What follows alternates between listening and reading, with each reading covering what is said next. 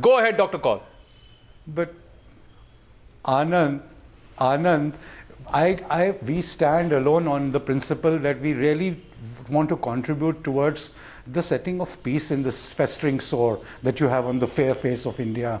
It bleeds, we want people in the mainland to understand, this parliament to understand, the lawmakers to understand that the people of that land have suffered enough, so we need peace there. And only when peace is there, I'm not sure if this emotional pitch will cut ice, Dr. Kaul. I had to interrupt you there. Holy alliance to stand on. Anand.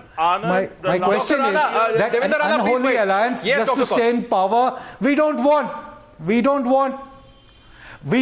any unholy alliance just to get into power or to stay in power willy-nilly, by hook or by crook. So we stand alone at the moment, but we praised Manmohan Singh when he said that I'll make the borders irrelevant. We praised Vajpayee ji when he said Insaniyat Gaire ke baar. We praised even Narasimhan Rao when he said I can go to any extent to solve, because these are people who are sensible. Doesn't that actually translate into some amount of confusion at your end? If there is something to praise about, why not? Doesn't that amount to some amount of confusion? Because again, we bring up your leader, Mufti Muhammad Saeed, has also questioned Narendra Modi's knowledge of the Constitution. That's the kind of criticism that has come for Modi in the past. And yet now, there are these overtures towards the BJP.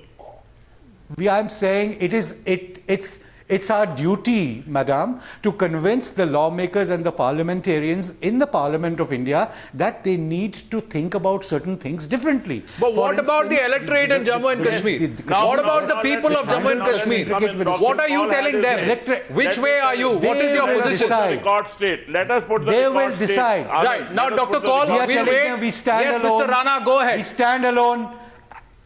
Yes. We stand alone. Now, the last and we will be with anybody who is for progress and development in the state of Jammu and Kashmir, not just an unholy alliance. What government? What government are you talking about? And everything has been oh my God. smooth. There is no government at all. What government are you talking about? But when Godhra happens,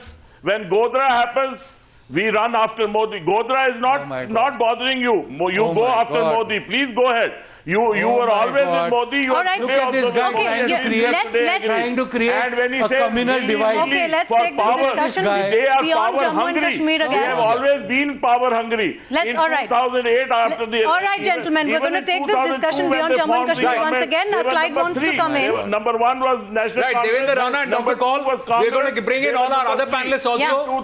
Wait a minute now, listen to me also. Now, in 2008... You've been speaking on and on, but what you're doing, Mr. Rana, is... Look at both of us to polarize and the try discussion. to find out who's hungry. And you're also trying a different angle. We are only focusing on who's getting more allies, NDA or the UPA. They are going to again have a blank zero. Right. Okay, you made your point. Yes, Clyde. You have to take some tape. Well, if they let me talk, I can talk then. Yes, Clyde, go ahead. You have to get some tape for it. Very valid point, He won't stop. Modi for the reason you made a very valid point. They are just stitching alliances together. He won't stop. The last few months. Okay, Devender Rana, I request you to listen to some of the other panelists too, please. I'm going to request you to listen to the other panelists too. Yes, Mr. Rana, go. Thank you. Yes, Clyde. Anand, you made a very valid point right now. The BJP is like in a hurry. They're just stitching alliances together. Okay, I don't know how strong that thread is, but I just seem to understand one thing from this is BJP is not sure of the so-called Modi wave. They're looking for shoulders. Okay, and unfortunately these shoulders seem to be very weak. They're these regional parties and weak shoulders. So they're looking to someone to hold or bear the brunt or the burden. Your counter, Devang Nanavati. No, let me finish this one. They're trying to look for a shoulder that can hold the burden of the so-called Modi wave. I mean, if there is a Modi wave, why do they need so many parties? Isn't it because it's a Modi wave that there are so many parties? No, but that's just a counter to your own argument. Devang Nanavati, if you're so confident of 272 plus, the question is why this desperate rush for allies? Well, I will only Mr. Nanavati. There is some semblance of order. Yes, Mr. Nanavati. Go ahead. You see, at the end of the day, Tina,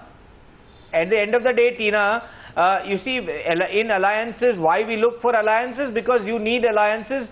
Today, without alliances, there is two major fronts, the UPA and the NDA. And look at the UPA. In the first UPA, they took the support of the left. The left abandoned them. The left became the bittermost enemy. Then they took support of Mamta ji. Mamta ji left them high and dry during that. She walked out of the NDA too. UPA 1 and 2. Mamta Banerjee walked out of the NDA too. SP. They have now gone against SP. They have been again friends with SP. So this political opportunism, whether we like it or not, is a reality of Indian politics. But what about what you're doing with the Shiv Sena and the MNS? What about what's happening with the BJP vis-a-vis the Shiv Sena and the MNS? Would you not admit that there's been some... What have we done? What you've done is you've alienated one of your long-standing allies who's willing to fight against you in Uttar Pradesh, Bihar and Madhya Pradesh. Has said that we are out of the NDA. Has Shiv Sena said they are out of the NDA? They are not saying so. They are allies. There are some differences. One faction of the party is with the MNS. We are not saying that there is no issue. There will always be issue in politics. We are trying to iron out those creases, and I am sure we will iron those creases out. Devang Nanavati, but today the fact is that your own surveys, the news media houses' own surveys are saying that there will be an NDA government led by Mr. Modi on May the 16th. That's the reality. And because the reality will come to fore only on the 16th of May, Mr. Nanavati. I'm going to go across to the Congress with a question. Are shouting that this is all political opportunism. Now, Devang Nanavati, I'm going to go across to Mr. Khan. He wants to make a point. Go ahead, Mr. Khan. Very good. Wonderful. Now, if you're not going to be able to mind your tone, then I'm also going to come back hard at you, Mr. Nanavati. So if you're going to exchange civilities, let's be civil with each other. Let's be civil with each other. Yes, Mr. Khan. Anand, please. Yes, Mr. Khan. Please control yourself. Don't go out of civility. Mr. Khan. Okay, fine. Yes, there are two issues. One, as all the panelists are speaking, the ideologies of the fronts, that is UPA and NDA. At UPA, we believe in coexistence, we believe in giving respect to our allies, and as you were asking pointed questions to my friend from NCP, we really don't mind advices, we really don't mind constructive comments which comes to us, and we will definitely respect them, and if at all we need to change anywhere, we'll change. But the second option, that is to NDA, the option is very clear that they are pursuing politics of right-wing activism, they are pursuing politics of communal polarization, they are pursuing politics of domination by a single personality. There is a trust deficit within their own party, and tomorrow these small allies who are joining them, I am sure they will be also hit by the same trust deficit and bossism which is going to create problems. See, that's a prediction you're making. As far as Congress one family. Yeah, as far as Congress is concerned, let me complete it. Let me cult out of one family. Let me complete it. Let me complete. I never disturbed you. I never disturbed you. Don't get desperate. Don't get desperate. Party which said India is India and India is India. Is it not the party that imposed emergency because of the whims of one person who destroyed the Congress party, broke it up, threw the old syndicate out? Devang Nanavati, let Mr. Khan make his point. Go ahead. As you want to shout, please do. The point is, go ahead, Mr. Khan. To you, please,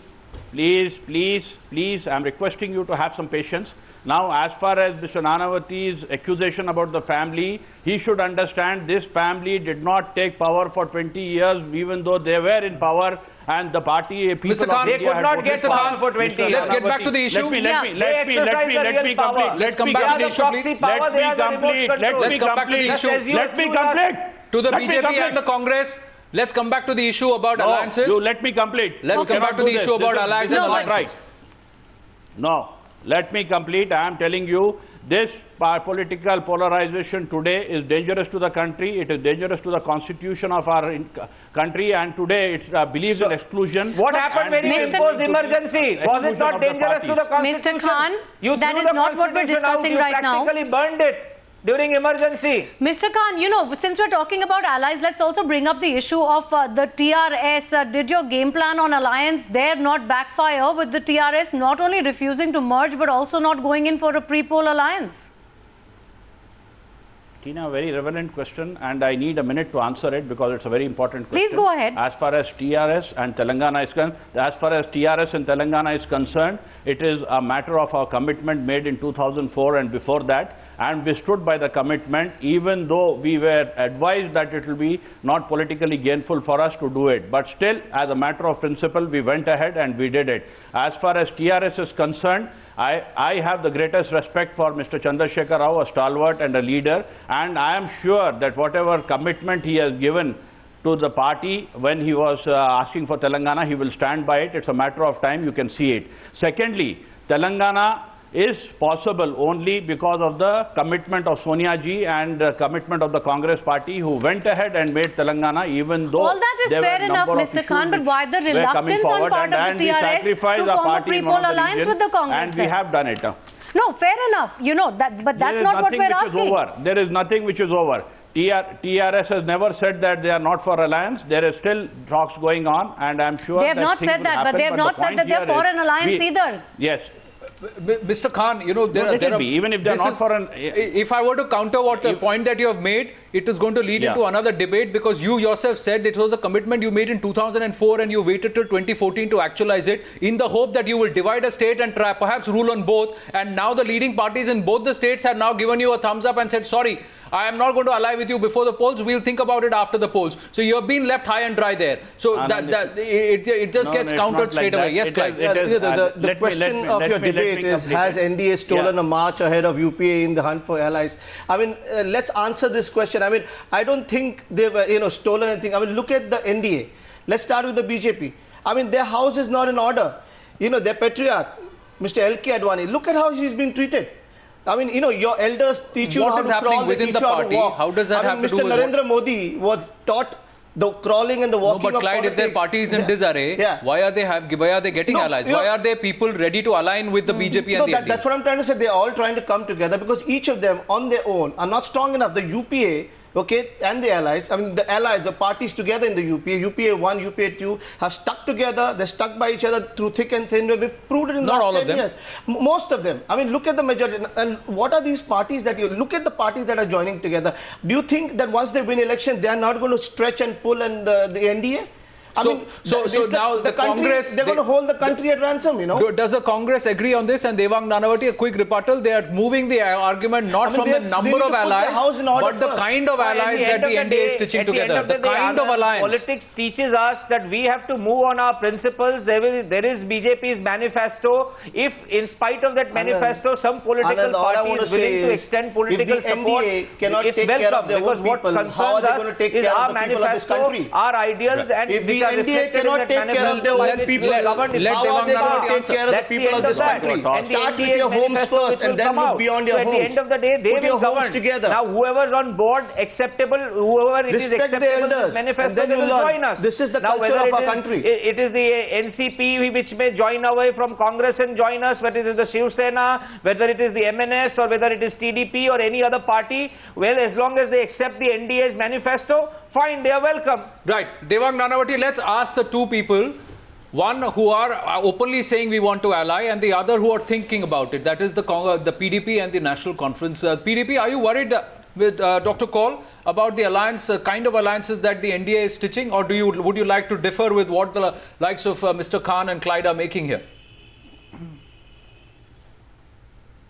I just feel that both parties will keep on making allegations at each other, and it is an internal party matter as to the kind of rumblings. But you have to choose for the people of Jammu and Kashmir, isn't it? Just one party. If you have that larger interest in mind, which argument do you buy? Not necessarily, not absolutely, but it's too early to find out. The people will decide. I'm nobody to decide. So then why are you openly voicing support for the BJP already? Of the parties they want. Why are you openly voicing support for the BJP already?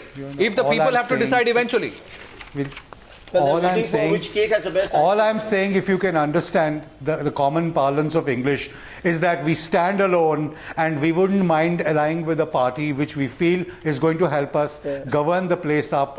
Give us you're trying to say we will ally with the winner at the end. And give us development. So we will be absolute opportunists and throw all ideology out of the window. That was debate one, and say ally with whoever is winning at the center. It will be the people.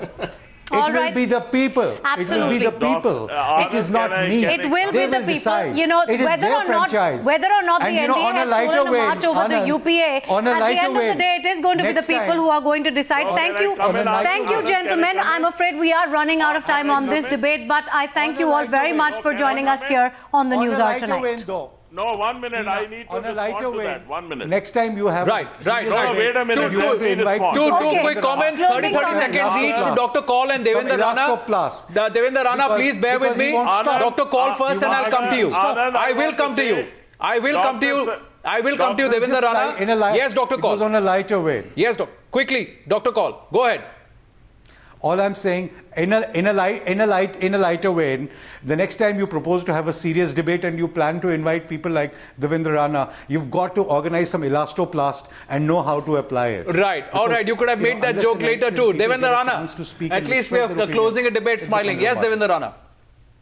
No, I'm smiling at his conduct and his party's conduct. Anyway, when Dr. Sameer Kaul says the PDP likes to stand straight, yes, stand straight and bend whenever required, in a way to pave the way for their coming into government. Right. Now these giants will not end, but we have to close this debate. Gentlemen, thank you very much for joining us on the Newshour tonight. Yielding